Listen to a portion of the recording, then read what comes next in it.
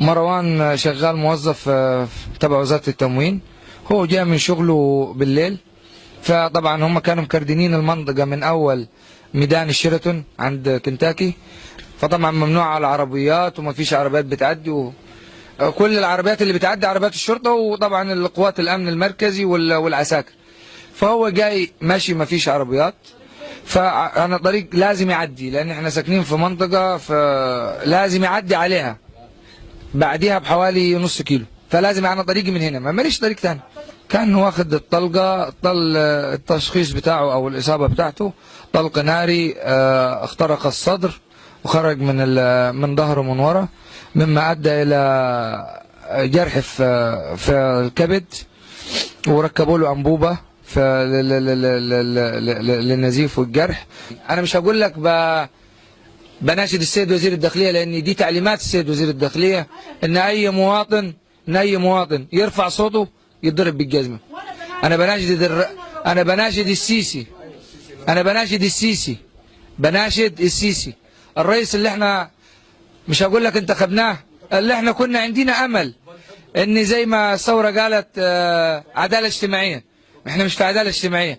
هذه العدالة الاجتماعية اللي احنا خدناها من الثورة، دي العدالة الاجتماعية اللي احنا خدناها منك يا ريس.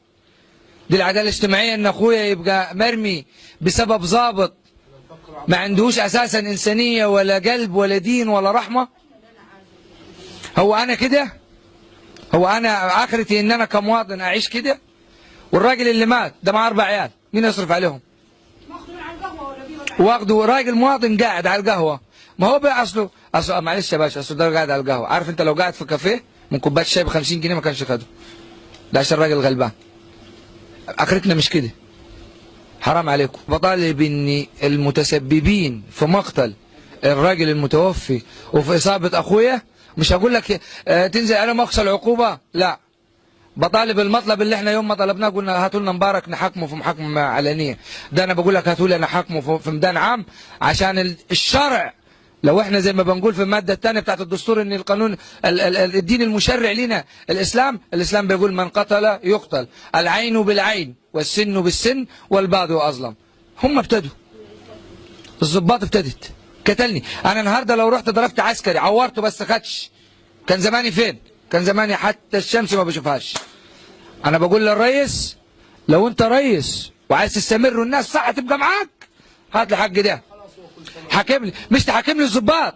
انا زي ما عور اخويا عوره نفس التعويره، وزي ما موتوا الراجل اللي مات يموت، بس يموت في ميدان عام، عشان دول مش ضباط. انت رئيس بتقول ارهاب، اقسم لك بالله العظيم الارهاب جاي من الضباط. تعالى يا ريس ادي امر وخلي السيد النائب العام يدي امر بتفتيش اقسام الشرطه، بس تبقى ايه؟ بس يبقى التفتيش مفاجئ. خش مخدرات جوه يا ريس، جميع انواع المخدرات اللي تتخيلها، قضايا تلفيق جوه يا ريس زي ما انت تتخيل برضو، عندك من اول الضرب لغايه السلاح والمخدرات. بطالب بالعداله، بطالب اللي ضرب ولدي وضرب عويلاتنا اللي في العوامية كلهم، مش ولدي بس، وضرب واحد في الكرنك وضرب واحد في القرنة، ضرب ولدي وضرب الولاد ده اللي مات، و30 واحد حابسينهم بيعذبوا فيهم دلوقتي زي اللي مات ده. اللي مات مضروب هنا ومضروب هنا ومكهربينه، يعني مش ضاربينه، مش حابسينه، ومش جاي زي ما بيقولوا